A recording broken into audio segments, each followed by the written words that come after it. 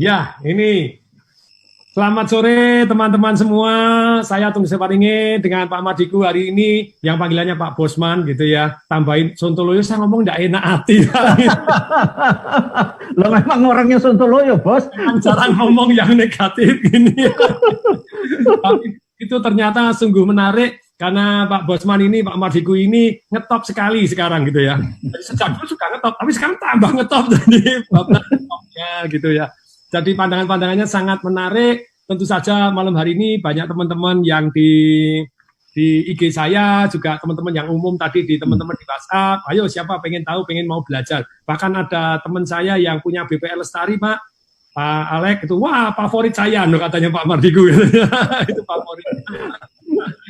Oke, nah dalam kesempatan ini teman-teman, nah, saya mau share juga, mau tanya kepada Pak Mardigu, jadi situasi tentang ekonomi saat ini serta geopolitik itu seperti apa? Saya nulis di buku Financial Revolution, begitu ya, bahwa secara ekonomi itu kalau sudah on the right track, selama tidak ada perubahan ekonomi yang sangat-sangat dramatis atau perubahan politik yang sangat dramatis, mestinya akan ekonomi saya going well. Betul, sampai sekarang masih going well. Terjadi badai ini pun ya tentu saja sedikit banyak mengurangi income, tetapi secara aset alokasi masih tetap lumayan aman begitu ya. Tapi secara politik ini ada mau perang nih antara dengan Amerika, terus perang dagangnya sudah saya antisipasi, tapi ternyata malah kenanya bukan karena perang dagang, karena badai corona. Iya. Yang seru ini. Nah, sekarang nanti setelah pandangan-pandangan begini, teman-teman yang mau nanya, ini boleh Yuli nanti yang bacakan pertanyaannya di sebelah mana ini? Ya Yuli, bacakan pertanyaan. Komennya boleh dinyalain ya, Mas? Yang apanya yang dinyalain? Oh, komennya di Instagram berarti. Oh ya, komen di Instagram. Ini gambarnya. Oke, nah sekarang saya ini Pak Bosman. Yes. Sebetulnya kalau panggilnya Pak Bosman itu dari mana sih kok bisa ada Bosman? Nah, ini yang lain-lain ya. Cerita panjang nih. Yang terima kasih Pak Tung udah diundang di acaranya Pak Tung, dan saya terhormat sekali ya bisa lewat udara ini ya. Padahal kita ini tadi waktu diskusi awal adalah generasi kolonial yang lebih seneng vibrasi itu kalau berjumpa langsung gitu. Betul. Vibrasi itu apa ya? Generasi kolonial tuh ketemu itu kayak apa ya? Kayak hal yang wajib gitu ya. Kalau udah kenal, udah akrab, udah begini mungkin lewat udara bisa gitu ya. Nah, terus saya sebenarnya ada dua pertanyaan dulu apa ke Pak Tung sebenarnya sebelum saya mau saling wawancara ini tujuan saya. Soalnya lama saya nanya itu. Kalau nanti gantian ya, saya boleh gantian, yes, dengan senang hati. Dengan nanya Bosman. Jadi saya mengarungi bisnis sudah 25 tahun dan bisnis saya yang paling utama adalah oil and gas. Nah, itu yang jos. Dunia oil and gas itu adalah highly regulated. Jadi peraturannya banyaknya minta ampun. Jadi di dunia ini mungkin ada 3 hal industri yang highly regulated atau peraturannya padat sekali. Nomor 1 adalah aviasi atau penerbangan ya. Iya. Terus kedua dunia rumah sakit, obat-obatan dan farmasi itu highly regulated gitu ya. Terus ketiga adalah oil and gas gitu ya. Ada safety-nya, ada banyak sekali. Dan bisnis itu namanya close market atau bisnisnya bukan open market. Maksudnya open market itu begini. Kalau kita punya toko, kelontong atau kayak Indomaret gitu ya, kita tanya sama yang kerja di situ, Mbak sehari berapa yang datang? 100 Pak gitu. Kalau besok nggak tahu Pak, kalau hujan ya nggak tahu, bisa 1 yang datang gitu ya. Itu open market gitu ya. Nah, dunia oil and gas kalau open market mati kita. Jadi kita itu close market, tertutup gitu. Nah, bisnis inilah yang saya geluti selama 25 tahun, dan karena highly regulated itulah kita harus thick face black heart. Jadi agak nggak enak nih ngomongnya karena ngapunten ini. Jadi muka kita tuh harus hati hitam, bener nggak? Muka tembok gitu ya. Muka tebel hati hitam. Itu bukunya itu Ninju itu.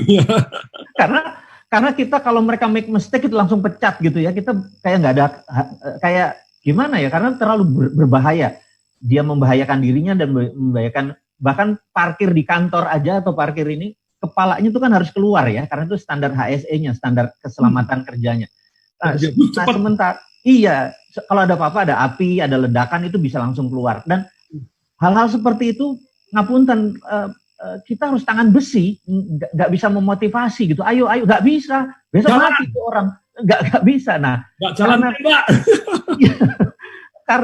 Karena kita berada di dunia yang strict terhadap peraturan keselamatan kerja dan lain sebagainya, sehingga saya benar-benar dibilang asshole, Pak. Jadi ya bosman ini mah memang sadis gitu ya. Nah, dari dulu jadi kata-kata itu. Jadi kalau berteman dengan saya, mungkin saya orangnya seru. Tapi kalau atasan bawahan jangan coba-coba deh gitu ya. Oh, itu karena memang dipanggil bosman terus belakangnya ditambahi S tadi loh. Nah, itu lain lagi kalau itu ceritanya. Nah, ini yang saya pengen tanya. Jadi ada yang menarik, Pak. Jenengan punya nama itu kan Tung Desem, Pak. Iya. Saya pengen nanya itu dari mana, Pak? Nama itu unik loh, Pak. Gak ada yang sama loh, Pak. Coba Pak ceritain, Pak. Dulu orang tuanya. Ya kalau jadi sejak saya lahir itu 22 Desember 67, orang tua saya itu memang marganya Tung gitu ya. Jadi Tung, terus kemudian Desem Waringin. Jadi saya lahirnya di 22 Desember. Oh, oke. Tung, Desem, terus Waringin itu didoakan sama orang tua saya supaya bisa ngayomi begitu ya. Supaya beringin. Banyak ya, membawa damai, membawa adem gitu. Oke. Itu kejawab saya. Itu kejawab tua gitu ya. Keren. Jadi saya belum terjawab kok bisa bosman terus kemudian Sontoloyo. Nah, kalau itu panjang. Jadi kita cerita sedikit. Jadi otak saya dari dulu memang kritis ya. Koslet mungkin dibilangnya. Nah, ini mungkin terminologinya lebih ke dunia Muslim. Tapi kalau teman-teman, saya tahu di sini ada yang Nasrani, ada yang Muslim segala macam. Tapi karena pertanyaan Pak Tung, saya mencoba menjawab. Jadi ceritanya waktu kecil masih 10 tahun, Pak. Pak D saya, Mbah saya itu kiai kampung. Jadi bukan kiai gede yang punya pesantren, enggak, kiai kampung gitu ya. Nah, suatu hari waktu saya umur 10 tahun, Pak D saya ini lagi ceramah gitu ya di kampung gitu, ceramah. Bagaimana kita itu harus mengikuti perilaku Nabi Rasulullah gitu ya. Nah, lalu ada sebuah cerita, Pak. Ini cerita di dunia Muslim nih, mungkin hafal teman-teman, di mana suatu hari istrinya Nabi Muhammad yang namanya Aisyah itu salah memberi gula, jadi rasanya asin karena dia membelinya garam, gitu ya. Ya. Tapi sama Rasulullah tidak dimarahi. Ini perilaku Rasulullah adalah dia panggil istrinya, dia bilang coba ini diminum, begitu diminum rasanya asin. Oh, dia salah. Jadi tidak ditegur tapi dikasih contoh sehingga dia betulin lagi. Perilaku itu sangat bagus karena dia memberikan sampel, tidak memarahi tapi memberikan contoh. Nah, tapi sebagai anak 10 tahun, 11 tahun, saya merasa waktu itu saya berdiri, tangan saya berdiri gitu ya. Pak Tung bayangin, semua orang lagi duduk, tahu-tahu ada anak kecil berdiri, kan Pak Tung biasa lagi ngajar atau lagi motivasi, terus ada orang berdiri tangannya ini kan lama-lama sepet juga matanya. Pak D saya bilang, opo kowe gitu ya, nanya ada apa gitu. Terus saya bilang, ngapunten Pak D, opo? Kayaknya nggak mungkin, salah deh. Karena zaman dulu, zaman Rasulullah, itu kan 1500 tahun yang lalu, garam itu putih, tapi gula itu aren, merah. Kalau gula rafinasi itu baru ada abad 17, jadi nggak mungkin salah, itu salah hadisnya gitu. Nah, sangat kritis. Pak D saya bilang, sontoloyo kowe ya gitu. Nah, itu asal muasal sontoloyo di label di saya, dan terus dalam kehidupan saya sering mempertanyakan hal-hal seperti itu sampai saya kuliah, sampai saya ini dosen, guru, temen. Sekarang negara aja saya challenge gitu ya. Nggak iso nih gitu. Nah, kan kesontoloyan itu konstan, tapi bagi saya ini bukan hal yang negatif kok. Ini sontoloyo kan di kampung saya artinya angon bebek, Pak. Nggak ada yang salah dengan kata-kata itu. Baru tahu saya sontoloyo angon bebek. Artinya kalau tukang angon bebek itu sontoloyo namanya. Jadi bukan negatif nama itu. Nah, jadi inilah cerita singkat. Jadi saya memang sangat kritis terhadap pertanyaan dalam perjalanan kehidupan saya sangat kritis, termasuk di dalam memodel bisnis gitu ya. Saya punya the other side of coin, dia ngelihat itu gitu. Nah, mungkin Pak Tung nanti bisa membedah lebih dalam. Ya, kalau bosman-nya tadi karena memang jadi bos di bidang oil and gas, terpaksa dipanggil bos. Nah, kalau men tadi? Nggak tahu anak-anak manggilnya bosman emang. memang dalam kehidupan saya pernah membahas Pak tentang buku Take Fish and Black Heart. Ya. Waktu karir saya pertama kali jadi pembicara, satu panggung dengan Gede Parma. Gede Parma membahas bukunya atau memimpin dengan hati. Saya panelisnya membahas Take Fish and Black Heart. Sebetulnya kesimpulannya tergantung memang timing dan saatnya. Ya, geri. Kalau Anda take face and black heart terus di dalam keluarga Anda juga parah. Kalau di dalam perusahaan yang dimana kita butuh tadi, tidak ada waktunya jadi tidak bisa demokratis. Orang lain mau demokratis tapi dia maunya memang mau ngerusak, ya tidak bisa. Terus waktunya sangat pepet, kita yang sementara ini paling tahu dan kritis ambil tanggung jawab. Tidak mau jalan, tembak kepala kamu, udah selesai. Tidak jalan, mati bareng ini gitu ya. Memang demokrasi tidak jalan, Pak, gitu ya. Betul. Jadi tergantung level dari orangnya, pengetahuannya sama itikat baiknya gitu ya. Kalau pengetahuannya kurang, tidak ada itikat, tembak udah mau jalan. Tapi memang supaya setelah itu dijelasin gitu ya. Ya, saya setuju banget. Itu benar, Pak. Jadi mungkin di kepala 20 behavior mengelola tuh begini, di 30 begini Pak, 50 sekarang nggak mau Pak, di kepala 5 saya wes ikut aja gitu. Jadi itu pun berubah gitu ya, behavior kita berubah. Sekarang pokoknya low hanging fruit, pokoknya gantung cepet petik keluar gitu ya. Dulu wah mau kelola manage panjang, udah umur 20 boleh Pak. Jadi misalnya umur katakanlah umur kepala 5 bangun hotel, ini contoh aja ngapunten ya. Kita bangun hotel, kita cari tanah dulu, kemudian kita mendesain, membuat izin itu hampir 1,5 tahun, terus cari financial closing-nya 6 bulan, hampir 2 tahun, bangun 2 tahun, 4 tahun, kemudian jalan 5 tahun. Itu 10 tahun kapan punya Ferrari-nya Pak, gitu loh. Kapan baliknya, utang terus. Kapan baliknya gitu. Terus di tengah-tengah kena corona gitu kan, cepet bos, gitu. Nah, kalau kepala 20, kepala 30, properti jangka panjang saya masih mau. Sekarang saya bilang, enggak lah, saya bilang gitu. Itu beda, behavior beda, manajemen beda, ngelihat pasar beda gitu ya. Dan jadi saya selalu grow. Jadi saya bilang, ini kita mau ngomong di usia berapa nih? Di usia saya dengan Pak Tung yang udah di atas kepala 5, berbeda dengan yang memotivasi anak-anak yang kepala 20-30, benar nggak? Betul. Disesuaikan dengan waktunya gitu. Ya gitu. Kalau ya itu jadi ya saya pikir terima kasih karena hari ini dengan Bapak ini saya pasti akan nyedot banyak ilmu nih. Wah, saya juga sedot loh. Tadi kan saya WA-nya saya mau gali dan mau ya ini makanya sampai di Instagram saya kan saya cerita bahwa dalam kehidupan ini ya manusia itu sebetulnya hidup boleh Anda mencari kebenaran, tetapi kebenaran itu sudut pandangnya relatif dan tergantung konteksnya. Tadi tergantung waktunya juga. Betul kan ya? Nah, kebenaran ada 3 versi, Pak. Ya. Ada versi saya, versi Anda, sama versi kebenaran yang hakiki. Ya, sometimes kita dan versi hakikinya sudut pandangnya sebelah mana ya? Atau nggak kelar-kelar. Bisa benar-benar semua. Makanya sebetulnya alangkah baiknya hidup boleh Anda cari benar, tapi alangkah baiknya Anda hidup tuh belajar gitu dengan belajar. Problemnya apa? Karena kebenaran tuh sebetulnya ada yang hakiki tapi sudut pandang kita tidak mencapai gitu ya, wisdom kita tidak. Problemnya kalau kita sudah merasa menemukan kebenaran, kita sudah jadi tidak mau dengerin orang lain, tidak mau belajar, merasa tersadonya. Ini ketemu orang bijak ya begini nih. Orang belajar Pak, orang belajar. Aku tuh begitu denger Pak Tung kena COVID terus tiap hari nyanyi, self-push, self-motivated, terus bagaimana inward melihat ke dalam, saya bilang itu nggak gampang. Saya bilang itu nggak gampang. Ada banyak orang bilang, Anda harus inward looking, semangat, push diri sendiri ya ke dalam, self-push gitu ya, self-push. Saya bilang nggak gampang, saya bilang gitu. Waktu Pak Tung lakukan, saya bilang itu walk the talk. Orang yang melakukan apa yang dia katakan, gitu ya. Nggak gampang Pak di dunia ini. Mungkin saya nggak bisa kayak gitu. Saya melo juga gitu, begitu kena ya, meratap juga. Memang kalau saya kan sampai ngomong, orang yang positive thinking, kalau sudah jalanin, Anda kena masker oksigen, nggak bisa bernapas, tubuh menggigil, dingin, nggak tahan gitu, ayo positive thinking. Ya. Itu challenge. Makanya saya bilang, wah Anda luar biasa, saya bilang kayak gitu. Karena COVID kita tahu datanya ya, bahwa nyesek di dada, panas sampai 40 derajat.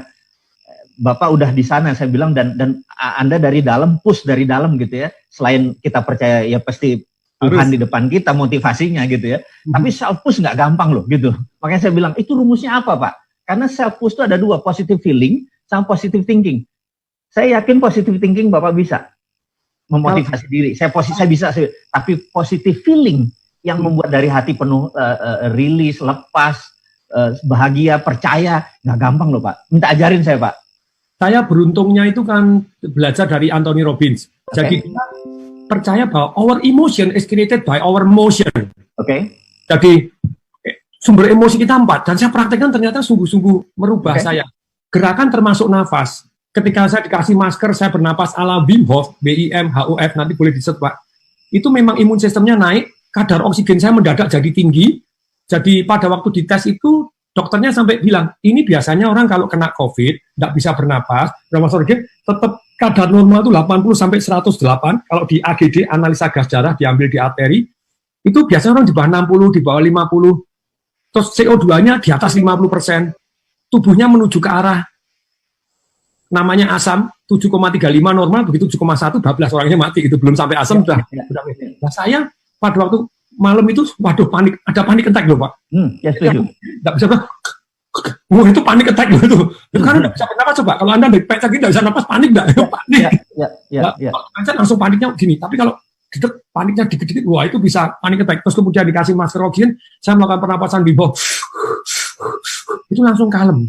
Ternyata memang meditate dengan our emotion is created by our motion. Setuju.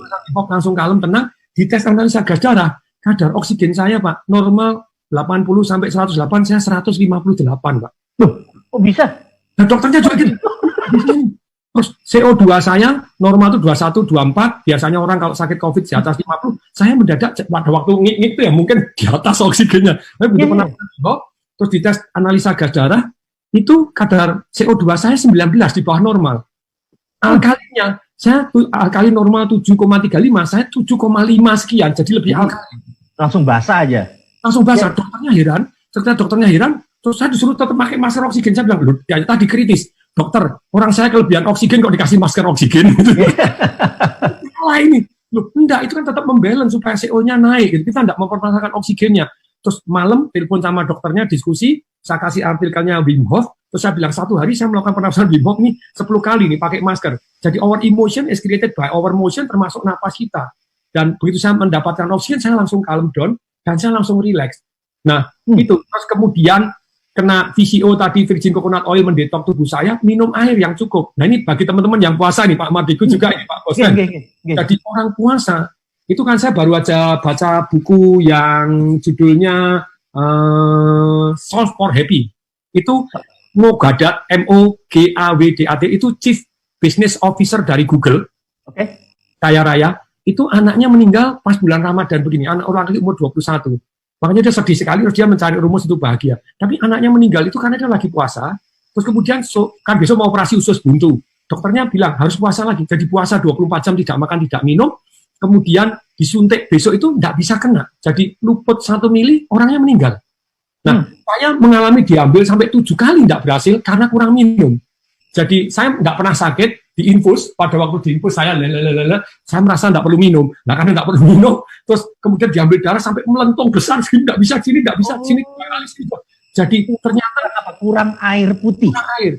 Jadi kalau Anda puasa tetap minum pada waktu malam hari itu tadi, please minum 30 cc kali kilogram berat badan Anda. Misalnya Pak Bosman ini beratnya berapa? 75. 75 kali 30. Jadi kalau kali 30, 200, anggap 220 lah gitu. Ya 2 liter. Ya 2 liter lebih. Jadi kalau 80 dibuatin aja 2,4 liter. Begitu 2,4 liter, ya wajib minum 2,4 liter. Dalam 24 jam. Ya dalam 24 jam nih. Kalau puasa kan tidak boleh ya, berarti malam harinya dijatah. Itu membuat tubuh kita jadi fresh. Nah saya tidak minum, jamin tidak bisa. Saya merasa demam itu salah satunya karena saya tidak minum. Oh, jadi kayak mobil aja dikasih radiator, dikasih. Iya, jadi adem. Adem. Oke. Coba tes ya. Ketika Anda panas, itu sampai saya punya bukunya. Bukunya dari Iran, Pak. Itu namanya F. Batman Helid. Batman, B-A-R, Batman, pakai G, H-E-L-I-D-J. Helid. Itu dokternya Sahiran mau dihukum mati karena dianggap dokternya Sahiran, tapi sama ini 2 tahun dia di penjara, dia meneliti ternyata orang itu kurang air. Jadi sakit itu obatnya air dulu pertama kali. Kalau nggak percaya misalnya Anda demam tinggi ya, langsung minum air hangat. Itu cesplon banget. Minum air 250-300 menit, terus langsung selesai minum air, Anda kan keringetan toh. Sudah langsung turun setengah derajat. Oke, menarik. Jadi ada 2 pengalaman Bapak yang menarik. Nomor 1, air di dalam tubuh kita nggak boleh kurang. Ya. Kemudian nomor 2 adalah mengatur pernafasan. Itu ternyata emosi dan oksigen naik itu menyembuhkan. Mungkin bukan COVID aja, semua penyakit bisa sembuh ini. Termasuk Kopassusnya Amerika itu ya, kalau saya salah kan tidak ngikutin ini. Nah itu air, kalau panik attack lah langsung nggak lulus kamu. Iya. Karena cuma lubangnya kecil dulu, tahan lama-lamaan gitu ya. Iya. Diajarin napas itu, lulusnya banyak. Yang nggak napas itu panik attack di dalam. Terus, iya. Dan Pak Tung waktu itu melakukan berapa hari, Pak? Saya sebetulnya tiap hari sudah melakukan, tetapi pada waktu malam itu kan tidak melakukan. Jadi tanggal 1 April jam 3 pagi itu sudah menggigil, terus kena panic attack, mulai melakukan gitu ya. Udah di rumah sakit? Sudah di rumah sakit. Sebelumnya sudah melakukan terus baik-baik saja, makanya saya cenderung saya enggak batuk kok. Orang bilang batuk, orang sesak napas aku enggak kok. Tapi ketika orang minum bablas. Berikutnya tadi diajarin oleh Anthony Robbins kan 4. Our emotion is created by our motion. Yang kedua adalah tergantung fokus kita. Nah saya bilang fokus saya salah. Kalau di WA group kan banyak yang iseng ngirimin berita negatif. Setuju. Nah makanya saya berita itu saya matiin. Terus kemudian apa yang saya lakukan? Saya membuat jadi fokus kepada lawak. Jadi di searching lawak, nonton Cak Lontong, nonton stand up comedy. Saya gantiin Cak Lontong bisa sekarang saking apa lawakannya. Gitu. Ini yang menarik setelah fokusnya kita ubah kepada hal yang positif, kan gerakannya juga toh. Nah, ini tergantung keyakinan. Nah, keyakinan kita kalau Anda kena mati sungguhan. Tapi saya mulai saya yakini, enggak, saya dikasih Tuhan sakit ini pertama karena kepingin disembuhkan pertama supaya motivasi orang yang lain. Jadi belum baca sudah meyakini kelihatannya dikasih sakit ini supaya sembuh, supaya bisa nyemangatin orang lain. Yang keempat, kata-kata kita. Jadi gerakan, kemudian fokus, kemudian keyakinan, kemudian kata-kata. Nah dari kata-kata ini, kata-kata itu pilihan kata itu cuma 7% dari emosi, 38% karena nadanya, 55% karena gerakannya. Makanya saya nyanyi itu, gembira ria, hati yang gembira adalah obat yang manjur. Amin. Dan itu saya voice note kepada orang banyak-banyaknya. Nyanyi. Begitu kita gembira seperti itu, susah khawatir. Memang kalau fokus kita ke emosi kita yang gembira, susah khawatir. Kalau khawatir, susah gembira. Tapi banyak orang nakut-nakutin supaya orang boleh, takut boleh karena membuat kita waspada. Kan gitu ya. Kalau sudah kena, jangan takut. Bablas. Setuju. Keren. Ini harus dapat aplaus dulu nih. Keren. Ini sekarang Mas Bosman, saya gantian yang nanya ini gitu ya. Saya melihat pandangan-pandangan ini seringkali kritis dan jadi iya benar juga ya. Gini. Nah, pertanyaan saya nih, situasi ekonomi sekarang dan geopolitik ini seperti apa? Terus kira-kira harus melakukan apa kita ini gitu ya? Oke, jadi gini, ini menarik nih. Saya harus menceritakan dulu bahwa saya ini adalah introvert. Saya sebenarnya bicara di kamera. Kalau nggak Pak Tung yang ngundang, saya pikir saya nggak comfort bicara. Karena saya adalah orang yang introvert yang kalau ngomong melalui rekaman ini aja, saya ada ide di kepala saya rekam, saya kasih ke anak-anak, terus jadilah cerita itu. Nah, perlu diingat bahwa saya ini adalah bisa dikatakan tidak ada masalah dalam hidup saya, maksudnya happy-happy aja gitu ya. Nah, pada saat saya merekam, Pak Tung, ini saya berubah dulu. Jadi maksudnya berubah itu adalah misalnya temanya marah atau kesel gitu ya. Temanya. Maka saya duduknya, ngapunten, dengkul saya tekan gitu, saya dadanya kita tekan gitu kan. Secara emosi kan kita sedih atau marah. Nah baru saya rekaman selama 5 menit, baru saya kasih. Habis itu kadang-kadang saya suka bilang, kepala saya pusing ya, karena saya menjadi orang lain. menjadi orang lain gitu. Nah, pas denger itu, bikin emosi ya gitu ya kira-kira ya. Karena kalau banyak orang secara konten bisa, seperti tadi Pak Tung bilang, 7% itu banyak orang bisa mengisi kontennya. Tapi 30% harus memberikan intonasi, memberikan vibrasi marah, vibrasi kesel, nggak semua orang gampang. Saya pun harus pura-pura marah gitu kan. Dengan mempengaruhi gerakan tadi. Nah, sehingga waktu nonton videonya lebih move. Nah, kenapa saya membuat video seperti ini? Sebenarnya ini hanya keinginan saya merasa bahwa sejak tahun 98 di Indonesia itu tidak ada lagi pelajaran tentang Pancasila, bernegara.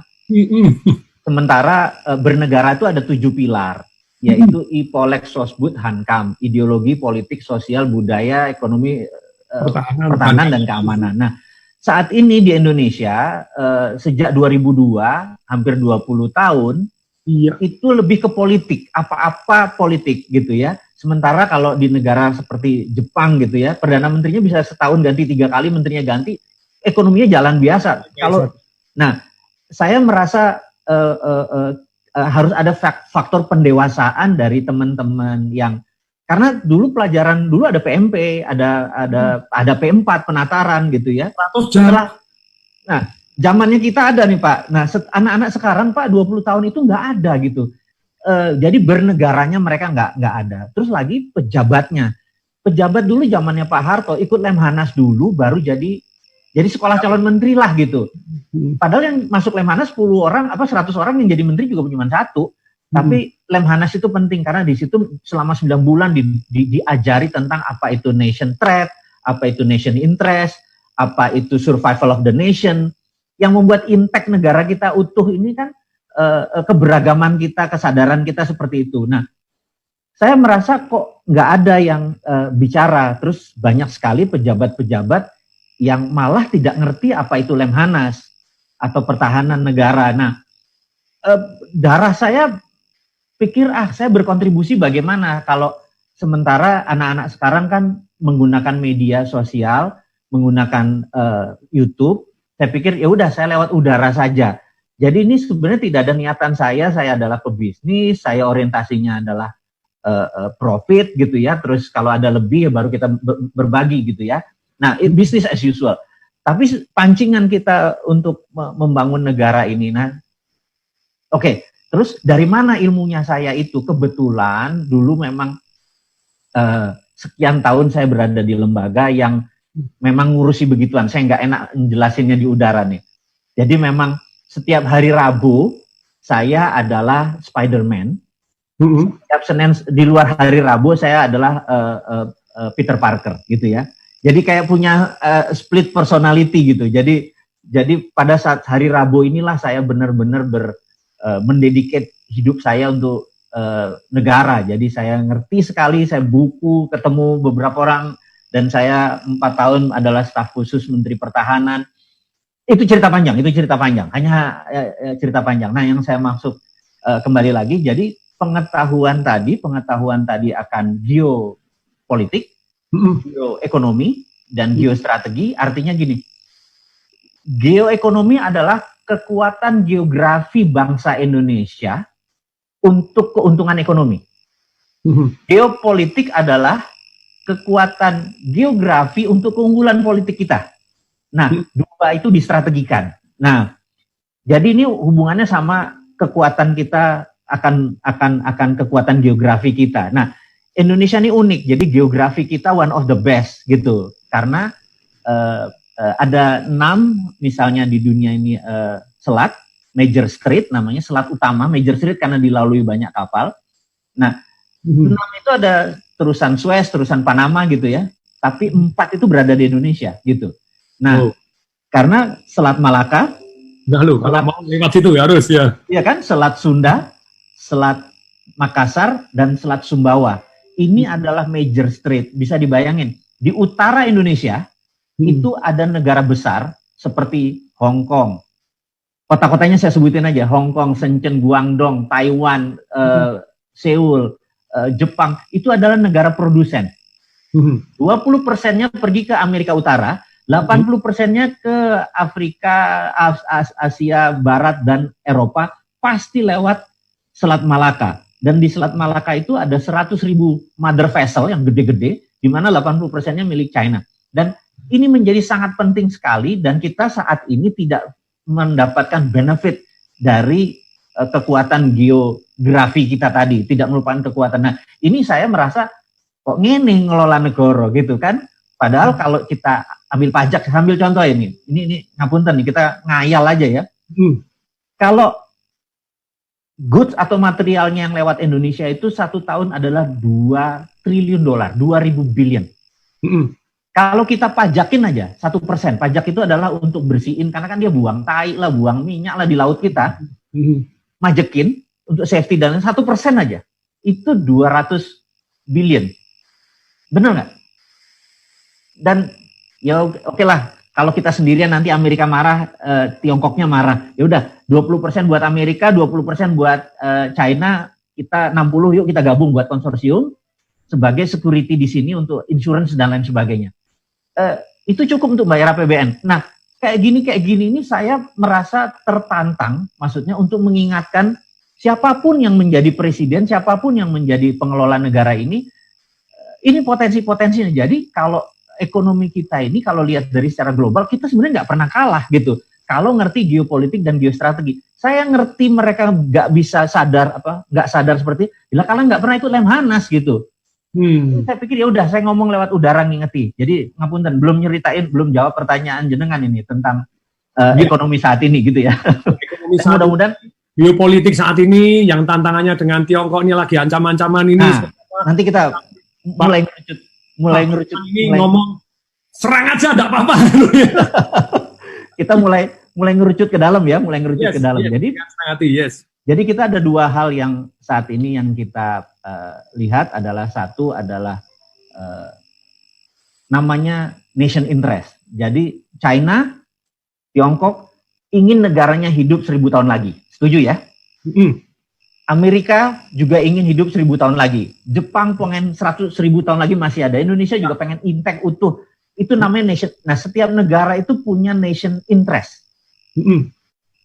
Ingat, nation interest sebuah negara itu bisa menjadi nation threat negara lain. Harus diingat ya.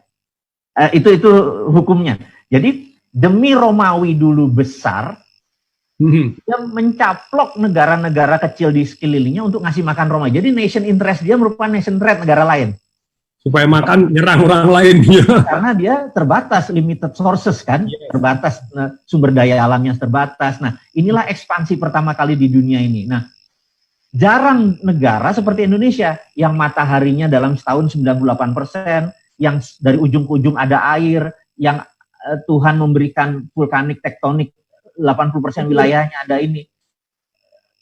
Terus di laut negara yang tengahnya ada laut itu cuma Indonesia. Ada Laut Banda, Arafuru, Laut Jawa gitu ya. Terus menghasilkan ikan yang karena untuk musim panas mereka bertelur di sini.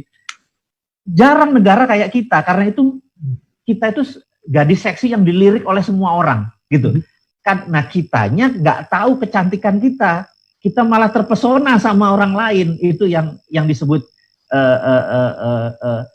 kita harus mengingatkan gitu ya. Nah, jadi kembali lagi, nation interest negara orang merupakan nation threat negara lain. Nah, jadi Amerika sangat ingin natural resources Indonesia. China sangat ingin natural resources Indonesia, udah pasti gitu ya. Nah, itulah yang saya merasa bahwa ada perang di luar ini. Nah, kita belum cerita corona nih. Belum cerita ancaman-ancaman perang tadi ini. Belum cerita ancaman, ini baru cerita besar. Nah, ternyata ada corona. Corona ini pertanyaannya adalah, ini adalah man-made atau ini nature, gitu kan? Kan harus kita bedah nih. Nah, kalau lihat dari sifatnya, dari asal muasalnya, maka semua orang saat ini sepakat bahwa ini adalah man-made, alias di-enrich, diperkaya dan lain sebagainya. Sehingga kalau itu diperkaya dan lain sebagainya, ini udah pasti kesimpulan kita ada yang mengendalikan. Terlepas dari itu semua saya nggak peduli, karena toh bukan kita adalah victim dari mereka, kita nggak punya powernya. Yang penting sudah tersebarlah seluruh dunia saat ini, udah 3,5 juta orang yang terpapar, gitu kan? Ya. Itu. Nah, kita lihat dari Goldman Sachs punya analisa, JP Morgan punya analisa bahwa COVID, kita hidup dengan COVID forever, udah. Jadi ada forever. Ini udah muncul ya sudah forever, udah gitu. Jadi kita harus menerima, harus menerima. Kita harus kalau di dalam agama kita mungkin sama bahwa acceptance itu yang paling penting. Udah kita accept dulu aja deh. Kemarin ngomong berdamailah, berdamailah gitu ya. Udah damai kita terima. Indonesia gitu. Saat ini berdamai dengan TBC ya. Satu hari mati 300, satu hari 9.000. Setuju. Nah, ada yang menarik Pak Tung. Ya. Efek dari corona karena kan yang dilakukan adalah social distancing. Itu membuat ekonomi dunia ini sekarang deglobalisasi namanya. Dan orang yang pertama kali menyebut istilah deglobalisasi adalah Perdana Menteri Singapura. Waktu 1 Mei kemarin, dia menyatakan bahwa dunia dalam kondisi yang baru, di mana terjadi namanya deglobalisasi, artinya semua negara for their own. Jadi negara tersebut hanya ngurusi internal. Jadi yang namanya ekspor akan berkurang, yang namanya import akan berkurang. Nah, Singapura sebagai negara ya hub, negara tidak menghasilkan, agak panik nih. Corporate action negaranya akan berubah. Di Indonesia masih beruntung kita karena bisa self-sufficient. Yes. Jadi yang terjadi adalah ini kita mau mengingatkan bahwa ke depan ini kita adalah kita untuk kita. Jadi kita udah nggak pikir, wah ini bagus untuk ekspor gitu ya. Karena negara-negara ini selama sampai 2 tahun ke depan belum selesai masalah corona. Nah ini yang saya pikir rumusnya Pak, saya tahu Pak, ini akan terjadi karena berdasarkan pengalaman saya. Tapi rumusnya, how to-nya, Pak Tung pasti punya solusinya. Gimana tuh Pak? Loh, malah saya yang ditanya nih. Potong-potongan ini. Enggak, pas semua orang berpikir untuk negerinya sendiri, bangsanya sendiri, udah percaya saya, ekspor akan berkurang, import akan berkurang. Itu saya analisa 3 tahun yang lalu, Pak. Jadi kita tuh memang harus jadi analisa 3 tahun yang lalu, tapi sungguh di luar dugaan bukan karena virus. Waktu itu antisipasinya itu gara-gara perang dagang Tiongkok sama Amerika, terus perang tarif, terjadilah perang currency. Kan di Tiongkok menurunkan mata uangnya, langsung kita banjir barang dari Tiongkok. Setuju. Negatif, tobat, cadangan devisa berkurang, deg-degan gitu. Nah kalau sekarang lebih parah lagi, kalau dulu kan jawabannya ada 5, 1 ikut perang tarif, yang dilakukan zaman Pak Agus Martowardoyo, Indonesia juga mau lakukan, tapi Tiongkok menang pinter Pak itu, misalnya keramik dikasih tarif di sini, di sana pemerintahnya subsidi Pak. Jadi yang bayarin pemerintahnya, itu keren banget. Pokoknya kamu bisa ekspornya tetap harganya bersaing di Indonesia dengan cara pemerintah yang turun tangan mensubsidi supaya ekspornya tetap jalan. Jadi, nah itu perang tarif ikut. Yang kedua, ekspor digenjot. Kalau sekarang kan sudah pondok mustahil ini ya. Dulu pemikiran saya seperti itu. Aduh, ini akan ekspor. Jadi saya lihat-lihat nanti yang di pemerintah mendukung ekspor di mana, nah itu bagus itu ya. Dan kemudian yang ketiga adalah investasi asing dibuka, dipermudah supaya cadangan devisa meningkat. 3 ini hilang semua Pak sekarang. Betul, setuju. Tinggal 2 doang yang di bawah. Secara kan gini, neraca kita itu kan bolong. Maksudnya bolong itu pendapatan berkurang, pengeluarannya tidak balance loh. Lah kalau siapa yang tombok? Layar jelata, pengusaha besar sama bolong ini semua pada istilahnya kalau di balance sheet itu negatif. Ini terus gimana? Ya 2 doang Pak. Sementara ini gitu ya. Utang atau cetak uang kayak yang kemarin 600 triliun. Nah, terus kemudian Pak Peri Warjio itu kakak kelas saya di SMA 3 Pak. Jadi Dewan Penasihat Alumni Semakan. Oh tidak bisa, kita lebih baik menerbitkan surat utang aja. Dari pandangan saya, kalau surat utang juga itu akan menambal, tetapi uang beredar tetap nambah. Ya. Jadi utang Anda tidak pernah susut, nanti akan terus nambah gede seperti di Amerika. Nah kondisi seperti ini. Menarik. Belum ditambahin geopolitiknya, kalau jedor perang. Jadi langkahnya tadi 5, stay cash dulu, sekarang ya harus stay cash. Ya stay cash, Anda tidak punya cash, Anda tidak hidup. Tapi pada waktu nanti krisis berlalu, setelah misalnya ini Juni boleh dibuka, ternyata ya tetap akan kita berdamai. Nanti akan tetap yang namanya kena virus ini terus akan ada gitu ya. Ya, betul. Ada vaksinnya, sudah ada obatnya, jadi kita lebih tenang. Walaupun nanti yang kebal juga terhadap seperti Ya. TBC kan ada yang kebal, orang nggak peduli, mati loh itu TBC. Betul.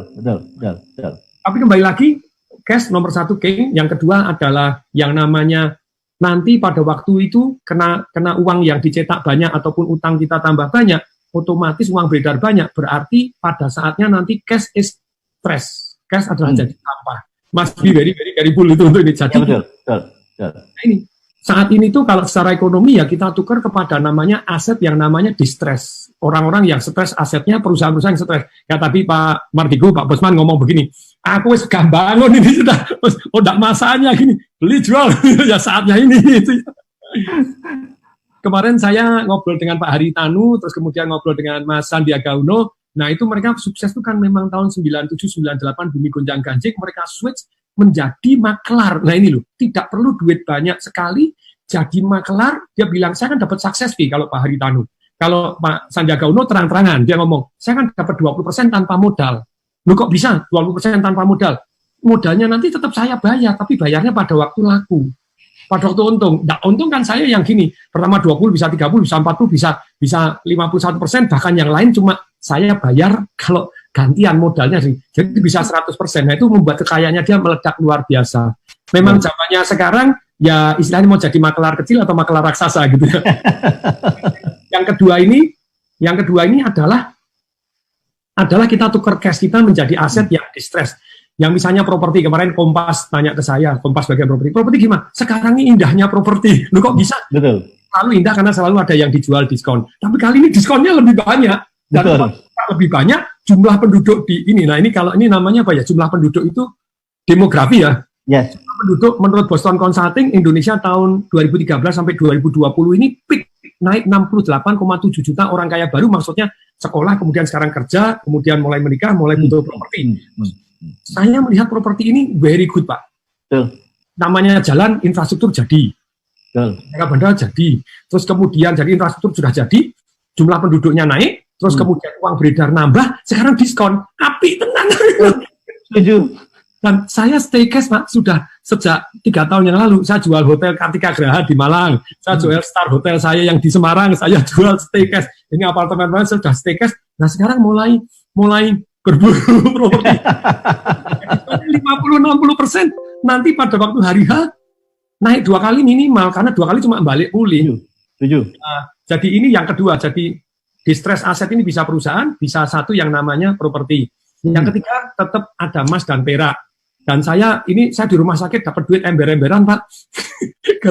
gara-gara perhatian terhadap perak. Zaman Nabi Muhammad dulu 1 gram emas sama dengan 10 gram perak. Sekarang 1 gram emas pada waktu saya di rumah sakit 124 gram perak. Emasnya legit, peraknya waktu itu sempat anjlok dulu. Pancok sudah bagus nih, dibanting dulu akan disapu nih sama orang-orang kuno, pernah disapu. Kalau dibanting, saya ikut sapu, Pak, di bawah tadi. Sekarang naik gini, sudah untuk ember-emberan. Bandarnya menyerah, Pak. Jadi bandar itu kan yang nerima tuh, karena perak termasuk jarang. Jadi bandarnya saya beli nggak boleh sekarang. Saya kirimin, boleh. Pak Tung, gini loh Pak Tung, saya ini nggak bisa ngelempar gitu. Kalau saya nggak bisa ngelempar, nanti kalau naik tinggi aku nggak bisa bayar Pak Tung. Jadi, oke. Paham. Beliau yang lain. Ya sudah tobat, ngeri lihat pergerakannya. Nah ini untuk paham.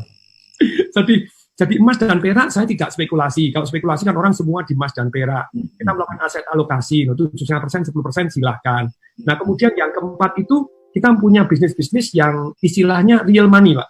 Real money itu yang anti krisis. Itu saya belajar dari Om Lim sama Pak Motaryadi. Kalau Om Lim itu satu hari duit dipotong, ya duitnya dimasukkan sungai. Saya baca biografinya, kemudian dia nangis. Ternyata kaya itu bukan banyak duit ya.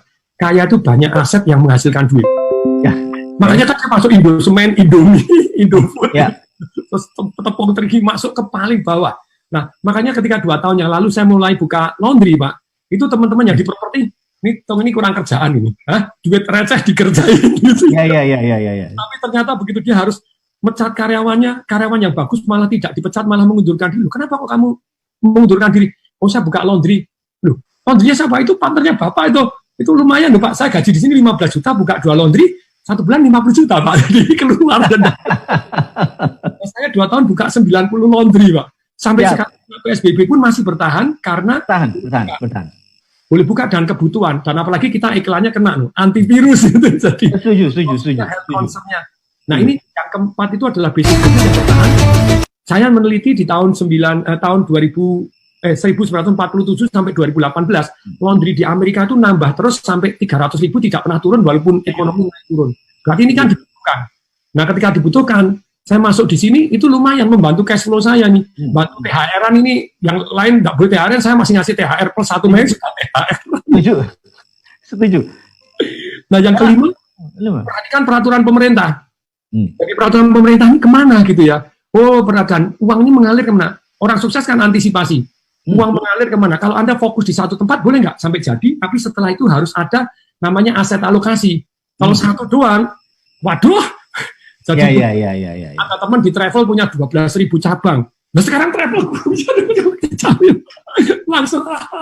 Iya. Travel doang. Antisipasi uang ini mengalir dari mana ke tempat yang lain. Kenapa saya ke Perak? Saya merasa begitu Mas jeblok ini tinggi, Perak yang ketinggalan ini akan ngejar.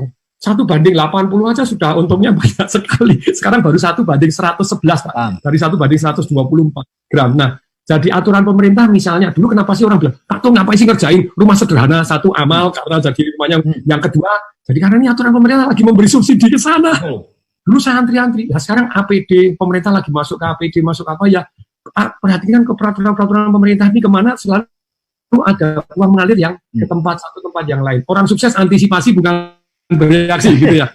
Nah, ini giliran Bosman ini Pak Bosman. Oh cukup ini, ilmunya udah cukup ini.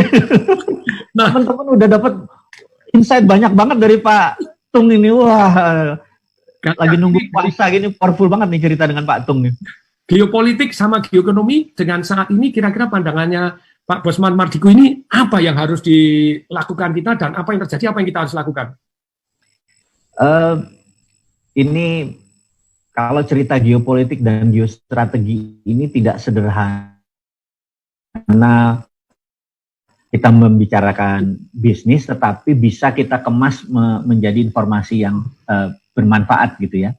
Jadi pertanyaannya kira-kira akan perangkah antara Cina dengan Amerika secara militer gitu ya? Itu mungkin akan membuat kita menjadi lebih siap terhadap apa yang akan terjadi. Jadi ini teman-teman penting loh nih, perhatikan loh nih, karena kamu kaget lagi tidak antisipasi. Ya.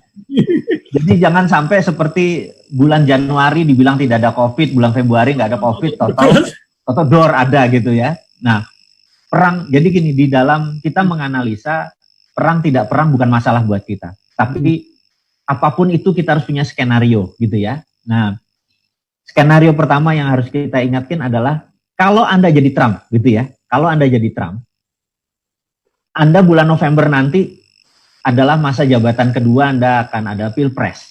Ya. Anda ingin menang 2 kali. Dia ngambil peluang ini bagaimana? Kalau dia diam saja saat ini, dia kalah. Karena nama dia tercemar sekali urusan COVID waktu masuk ke Amerika dengan sampai 1,5 juta orang kena. Nama Trump ini udah jelek sekali gitu. Tapi kalau dia menang perang dengan Tiongkok, itu ceritanya lain, gitu ya. Atau sedang perang, ceritanya bisa lain. Atau sedang perang, gitu ya. Sedang perang itu cenderung pertahanan, dia akan dipertahankan, itu sejarah ya, selalu. Nah, FDR, Franklin Delano Roosevelt, dulu menjadi presiden Amerika 3 kali, karena waktu itu Perang Dunia Kedua. 3,5 kali, Pak. Ya, 3,5 kali, karena dia kondisinya perang. Jadi dia menyatakan perang demi dia jadi presiden lebih lama. Itu trik pertama. Terus yang kedua, kita tahu di Amerika wilayah Laut Cina Selatan adalah di Seventh Fleet, armada ke-7. Sekarang Amerika ini sombong sekali. Di Twitter nanti saya kasih ke Pak Tung, dia open source. Dia ngasih tahu di mana kapalnya, di mana apapun dia open source. Jadi memang dia show force, emang pamer. Pamer. Ya, ini saya sampai heran. Biasanya data-data tersebut ditutup, ini kenapa dia pamer? Jadi kapal USS Roosevelt jalan, USS Ronald Reagan jalan, titiknya sekarang ada di Honolulu, titiknya ada di Guam, titik-titik itu pun isinya apa dia buka, gitu ya. Nah, isi roketnya, isi tank Abraham itu dia cerita dengan rinci. Saya mencoba menganalisa karena saya pikir udahlah, berita Indonesia kan saat ini tidak, berita luar negerinya sedikit sekali. Ya. Jadi padahal di CNN ada, di Bloomberg ada, di Reuters ada gitu ya. Ya udah, saya berpatokan pada mereka aja, berita-berita saya ikuti. Kemudian mereka sekarang sudah merapat semua di sisi zona internasional tapi di Laut Cina Selatan bagian utara gitu ya. Nah, kemudian saya dapat informasi banyak sekali barang-barang, kan Cina itu yang berkembang adalah bagian timur kan, tengah kosong apalagi barat gitu kan, apalagi utara. Nah, mereka mulai meletakkan barang-barang pertahanan mereka seperti arsenal, seperti peluru di sisi timurnya gitu. Kondisinya tegang. Terus saya tanya sama teman-teman di China, partner saya banyak sekali di China, ada TCC, Tianjin, China Chemical, dan saya kabar-kabaran gitu. Mereka semua tense, tegang gitu. Mereka nanya sama saya, akan jadi perang nggak? Saya bilang, mau jawaban profesional saya bilang gitu. Xi Jinping adalah pemimpin yang jago dagang, Trump adalah pemimpin yang jago dagang. Jadi sebenarnya perang itu cuma dogfight aja, nanti mereka akan ketemu di satu titik gitu ya, akan ketemu di satu titik gitu. Karena kalau perang, mungkin roketnya Tiongkok bisa menghancurkan kapal Amerika, tapi roketnya Amerika bisa ke kota Shanghai, Shenzhen segala macam, gitu. Ini akan hancur-hancuran dan dua-duanya adalah pedagang. Kata-kata hancur itu nggak mungkin, merugikan. Mereka sendiri yang rugi. Jadi saya tahu bahwa ini tidak akan terjadi perang seperti yang ngono gitu ya kalau bahasa Jawanya. Tapi mungkin perangnya basa-basi atau perang gimana? Nah, bentuk perangnya sekarang di dalam militer itu ada 6 bentuk perang, ada 7 bentuk perang. Ini betul-betul pernah di atasnya pertahanan ini. Perang yang kombatan yang pakai bedil itu military warfare itu cuma 1/7, yang 6/7 nggak pakai bedil, seperti currency warfare, financial warfare, biological warfare, itu nggak pakai bedil gitu ya. Tapi semua kategorinya perang gitu. Nah, karena itu di dalam ekonomi di Indonesia saat ini, sejak 2017 begitu Trump menjadi presiden Amerika, Trump menggunakan strategi yaitu menggunakan trade war. Kemudian ada China di counter dengan currency war gitu ya. Kemudian COVID diduga adalah biological warfare. Jadi diduga dulu ya, apapun yang terjadi itu adalah war. Nah, karena itu saya pernah mengingatkan melalui video saya bahwa ada 3 macam ekonomi. Ekonomi at normal condition, ekonomi at crisis, dan terakhir ekonomi at war. Oke. Bentar, ini ada gangguan. Halo, apakah bisa nyambung lagi? Teman-teman yang masih mendengarkan, ini ekonomi normal, ekonomi krisis, dan ekonomi pada waktu perang itu seperti apa? Mantap ini. Yes, mantap. Yuli, apakah dengar? Dengar, Patung. Ya. Pak Bosman, Pak Mardigu, apakah dengar? Kelihatannya terputus. Ya, terputus lagi hot-hotnya itu ya.